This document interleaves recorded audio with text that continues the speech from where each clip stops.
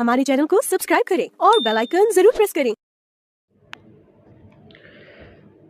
Hello दोस्तों, welcome to UPSC 360 degree power preparation.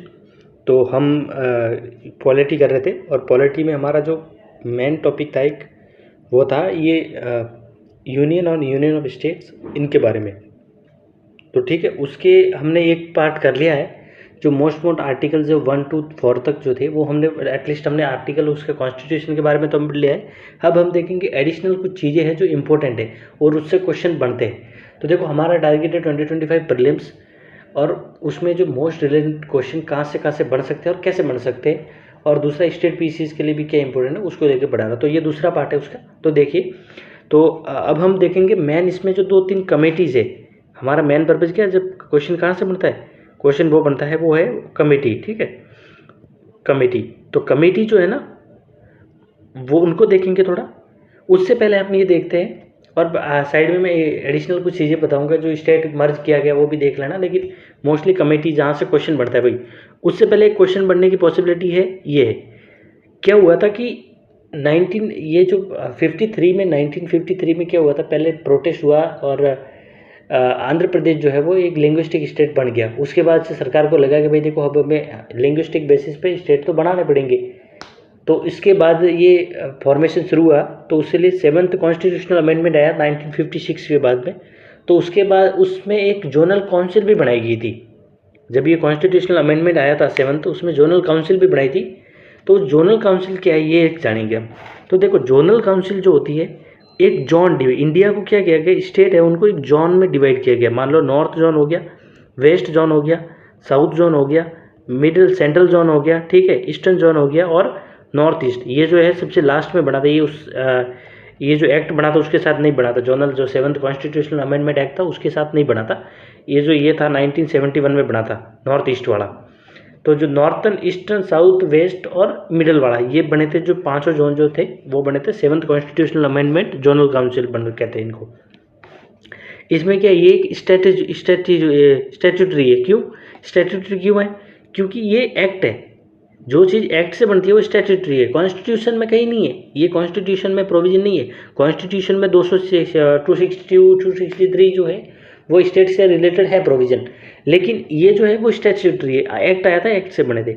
इसमें 5 zonal council बनाई थी, मैंने बता दिया। नॉर्थ हो गया, ठीक है, साउथ हो गया, वेस्ट हो गया, ईस्ट हो गया, ठीक है, और सेंट्रल हो गया। ये जो बने थे। उसके बाद ये नॉर्थ ईस्ट मैंने बता दिया 71 में बना था, क्योंकि नॉर्थ ईस्ट को अलग से करके कि भाई ये क्योंकि डेवलपमेंट के लिए इस एरिया को अलग करना जरूरी था थोड़ा। तो 71 में नॉर्थ ईस्टर्न, इसको नाम दिया गया नॉर्थ ईस्टर्न जोनल काउंसिल।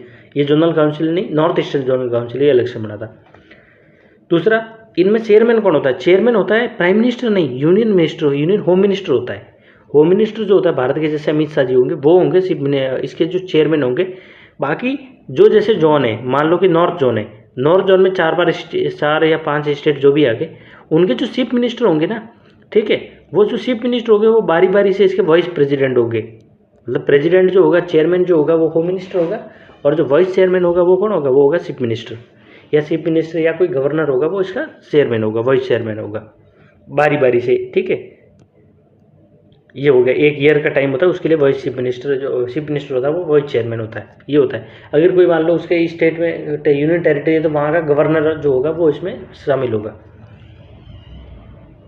और हमने ये देखा कि जो बाउंड्री सेटलमेंट वगैरह करना है उसके लिए does not require the constitutional amendment, कोई ज़रूरत नहीं होता है 360 डिग्री के 368 के अंदर। ठीक है, ये सिर्फ एग्जीक्यूटिव एक्शन के थ्रू जो है वो किया जाता है, मतलब या फिर ऑर्डिनरी जो लॉ होता है does not involve any session.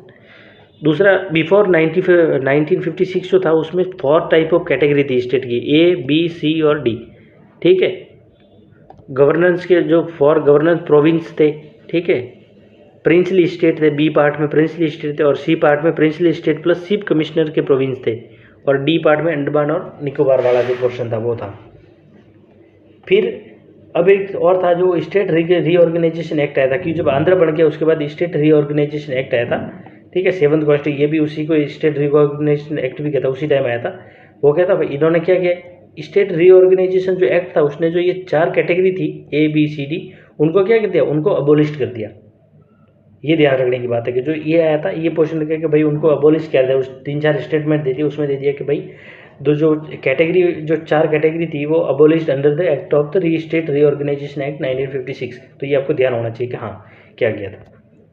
अब देखते हैं कि हिस्ट्री जो थी स्टेट की थोड़ी वो देखते हैं। पहले हिस्ट्री देखते हैं कि इंटीग्रेशन ऑफ प्रिंसली स्टेट जो था वो हमने देख लिया कि भाई देखो 2 कैटेगरी प्रिंसली, एक तो थे ब्रिटिश प्रोविंस थे जिसमें कौन था डायरेक्ट रूल ब्रिटिश गवर्नमेंट करती थी, एक प्रिंसली स्टेट थे जो मतलब जो राजा महाराजा जो होते थे वो करते थे। इंडिपेंडेंट एक्ट आया था इंडिया का, इंडियन इंडिपेंडेंट एक्ट था 1947 के अंदर, created 2 independent separate and dominions थे। कौन से थे? India, Pakistan remaining independent. कितने थे total? 552 princely state situated with the geographical boundary of India के अंदर, जिसमें 249 joint India and remaining 3 Hyderabad, Jammu Kashmir और Junagadh refuse to join. Jammu Kashmir ने और जूनागढ़ और हैदराबाद ने रिफ्यूज़ कर दिया गया, तो उनके लिए अलग अलग प्रोसेसर थी। जैसे हैदराबाद को ज्वाइन करने के लिए सरदार वो क्या था, रजाकार जो थे वहाँ के, फिर वहाँ जो उन्होंने सेपरेट रहने के लिए उन्होंने सोचा कि हम थोड़ा क्या करते हैं, वायलेट करते हैं उस इशू को, ताकि गवर्नमेंट को मजबूर होकर कहना पड़ेगा भाई ऐसा वायलेशन हो रहा है तो इसको अलग ही रख लेते हैं। तो इन्होंने रजाकार वहाँ की जो पब्लिक थी उनको परेशान करने लगा, रिलीजियस कन्वर्सेशन होने लगे, कुछ काफ़ी इशू होने लगे। तो वो थोड़ा ये देखा कि जो सरदार वल्लभ भाई पटेल थे उन्होंने स्ट्रिक्ट एक्शन लेते हुए आर्मी भेज दी, पुलिस एक्शन ले लिया। तो पुलिस ऑपरेशन ऑफ पोलो कहते हैं उसको, ये याद रखना कि हैदराबाद को शामिल करने के लिए कौन सा ऑपरेशन था, ऑपरेशन पोलो। जूनागढ़ था वो रेफरेंडम उस जूनागढ़ से हुआ था, क्योंकि वहाँ जो पब्लिक थी ना जूनागढ़ की वो थी हिंदूज मोस्टली, और जो वहाँ के रूलर थे, ठीक है, वो जूनागढ़ जो गुजरात इस एरिया ये बॉर्डर लगती है पाकिस्तान से आज भी। तो वो सोचते थे कि भाई बॉर्डर तो वैसे लगती है, हम शामिल हो जाएंगे पाकिस्तान रूलर, लेकिन पब्लिक ने प्लेबिसाइड जो किया उसमें क्या कहा, हमें इंडिया ज्वाइन करना है। तो फिर जूनागढ़ के साथ रेफरेंडम हुआ, ठीक है। दिल्ली को तो है नेशनल कैपिटल टेरिटरी जो थी 69 कॉन्स्टिट्यूशनल अमेंडमेंट एक्ट के अंदर उसको एनसीटी बना दिया गया 1991 में अंदर, ठीक है, ये ध्यान रखना है। कौन सा कॉन्स्टिट्यूशनल अमेंडमेंट एक्ट?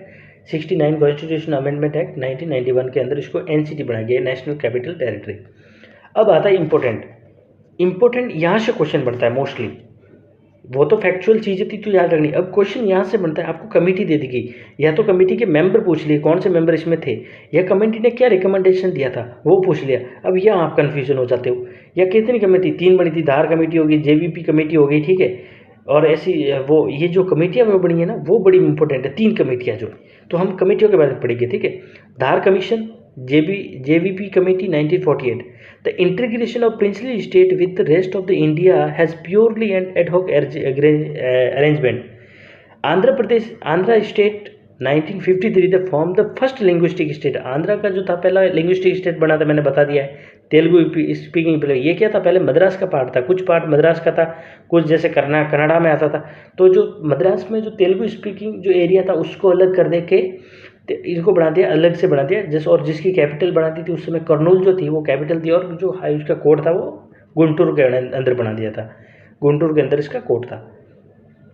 फिर गवर्नमेंट क्या करती है, गवर्नमेंट पहले ये बना था 1953। क्यों बना था? इन्हीं के विरोध में, इनसे जो मतलब तंग आके जो पेट्टलू रामलू पेट्टलू जी तो जो थे उन्होंने वो मतलब ये किया था कि फास्ट किया था, और फास्ट में उनकी डेथ हो गई थी, फास्ट टू डेथ। तो उसके ज़्यादा वायलेंट हो गया था इशू, और फिर उनको बनाना पड़ा मजबूरी। क्यों? क्योंकि जो के धार कमीशन बना था उसने क्या किया कि धार कमीशन जो था उसने ये कहा था, committee recommended that the reorganisation of state on the basis of administrative convenience rather than linguistic. मतलब धार कमीशन जो बना था 1940, उन्होंने क्या कहा कि भाई देखो लिंग्विस्टिक बेसिस पे स्टेट नहीं होना चाहिए, स्टेट होना चाहिए ताकि एडमिनिस्ट्रेटिव पर्पस जो हो ना वो अच्छे से हो, वो इजी हो, ये कहा। तो इसका विरोध किया किसने? आंध्रा के जो रामलू जी थे उन्होंने विरोध किया और उनका फास्ट हो गया, डेथ हो गया। Disappointment of Dhar committee lead to appointment of linguistic province committee. इन कमेटी से सरकार भी संतुष्ट नहीं हुई धार कमेटी से। फिर क्या हुआ? जेवीपी जवाहरलाल नेहरू, वल्लभ भाई पटेल और पिटाबी चित्तारमैया, वल्लभ भाई पटेल, ये इंपॉर्टेंट है, बहुत वेरी वेरी इंपॉर्टेंट। आपको तीनों जेवीपी जो है ना, जेवीपी जो कमेटी है ना, इनका नाम जो है तीनों का बड़ा इंपॉर्टेंट है। ये धार कमीशन के बाद आए, फर्स्ट आता है धार कमीशन, ये एक सीक्वेंस में याद रखना, फिर आता है जेवीपी। जो जेवीपी कमीशन है उसमें जवाहरलाल नेहरू, सरदार वल्लभ भाई पटेल और पिटाबी चित्तारमैया जी थी। Itself examine whole question and JBP committee formally rejected the language as a basis of reorganization state. इन्होंने भी किया, इन्होंने भी कहा कि जो लैंग्वेज के बेस पे स्टेट नहीं बनना चाहिए, मतलब धार कमीशन ने भी रिजेक्ट कर दिया, इन्होंने भी कहा कि लैंग्वेज बेस तो नहीं बनना चाहिए। एक कमेटी कौन आती है, बड़ी कमेटी है फजल अली कमीशन। फजल अली कमीशन ने क्या कहा, ये बड़ा इंपॉर्टेंट है। The creation of state in Andhra state 1953 intensified demand of other region for the creation of non on linguistic basis. भाई आंध्रा जब बनने के बाद दूसरे स्टेट ने भी तो डिमांड करनी शुरू कर दी ना कि भाई देखो आंध्रा बनाया तो हम भी देंगे, हम भी अपनी लैंग्वेज के बेसिस पे बनाएंगे। तो उसके बाद फिर क्या हुआ, फजल अली कमीशन को बनाया गया। फजल अली कमीशन में मेंबर कौन थे, ये इंपॉर्टेंट है। फजल अली कमीशन जो था उसमें मेंबर थे, एक था फजल अली जो उसके चेयरमैन थे, एक थे पानीकर एम पानीकर, याद रखना, एक थे एच.एन. कंजरू एम पानीकर और फजल अली। ये इंपॉर्टेंट है, वेरी इंपॉर्टेंट। ये कब बने थे, ये जब आंध्र स्टेट बनने के बाद बना था कमीशन, ठीक है, member of state reorganisation commission. इन्होंने क्या किया, committee broadly accepted language as a basis of reorganisation state. इन्होंने फिर एक्सेप्ट किया कि हाँ लैंग्वेज जो है वो एक क्राइटेरिया मतलब होना चाहिए कि भाई स्टेट को बनाए। लेकिन इंपॉर्टेंट ये पॉइंट है, इंपॉर्टेंट ये पॉइंट क्यों है, at the same time it rejected theory of one language one state. ये स्टेटमेंट आपको पूछेगा प्रीलिम्स के अंदर कि they accepted one language on one state theory. आपने कहा भाई बिल्कुल सही बात है, आंध्रा जब बन गया था एक स्टेटमेंट दे दिया कि ये broadly accepted the language as a basis of reorganisation, ऐसा कोई स्टेटमेंट दे दिया, फिर आपने ऐसा पढ़ा है और सोचा कि हाँ it accepted one language one state, तो बिल्कुल गलत है। They rejected the theory of one language one state. और क्वेश्चन कैसा आएगा, they accepted one language one state theory, जबकि रियलिटी में दे रिजेक्टेड वन लैंग्वेज। उन्होंने कहा कि देखो लैंग्वेज जो है वो बेसिस होना चाहिए स्टेट रीऑर्गेनाइजेशन के लिए। स्टेट बनाओ, आप किसी भाषा के ऊपर एक स्टेट बना सकते हो, बनाना भी चाहिए, कोई इशू नहीं है, लेकिन ऐसा नहीं है कि आपको मजबूरी में एक जितनी भाषा बोली जा रही है वैसा ही स्टेट बनाना पड़ेगा, ऐसा भी नहीं है। अगर कहीं मैथिली बोली जा रही है तो पूरा मैथिली प्रदेश तो नहीं बन सकता ना, थोड़ी पॉपुलेशन के लिए, ठीक है। कहीं भोजपुरी बोली जाए तो भोजपुरी नहीं बन सकता ना, बिहारी बनेगा, ऐसी बात है। तो उन्होंने कहा कि एक लैंग्वेज एक स्टेट ऐसे तो बनाने जाएंगे तो बहुत सारे स्टेट हो जाएंगे, फिर तो क्या मतलब। तो उन्होंने कहा कि एक लैंग्वेज एक स्टेट का क्राइटेरिया नहीं होना चाहिए, ठीक है, लैंग्वेज एक कॉमन लैंग्वेज देख के आप बना दो यूँ। तो वन लैंग्वेज वन स्टेट का स्ट्रिक्ट जो फॉर्मेशन था ना उसको उन्होंने भी रिजेक्ट किया था, ये इंपॉर्टेंट है। Its view was that unity of India should be regarded as the primary consideration in any regarding the country's political unit.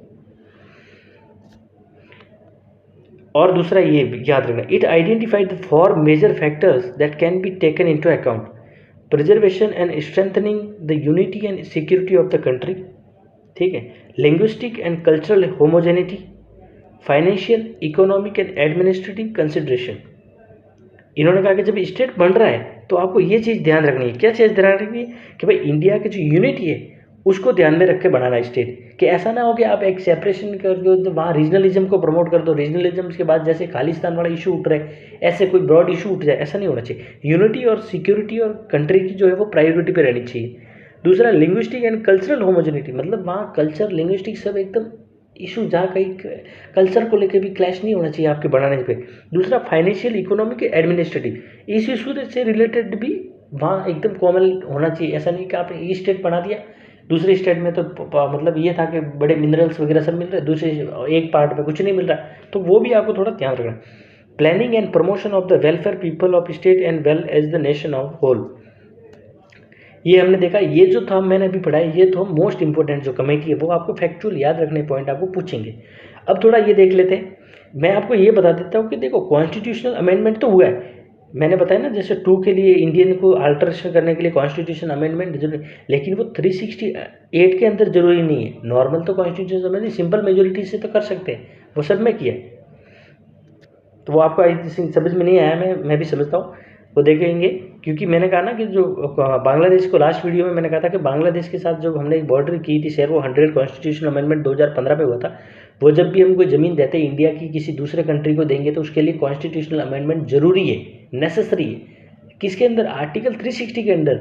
लेकिन जो ऑर्डिनरी जो होता है ना, जैसे 12th कॉन्स्टिट्यूशनल अमेंडमेंट, ये क्या है, ये एक ऑर्डिनरी बिल आया था, ऑर्डिनरी बिल से हुआ है, मान लो ऐसे, ठीक है।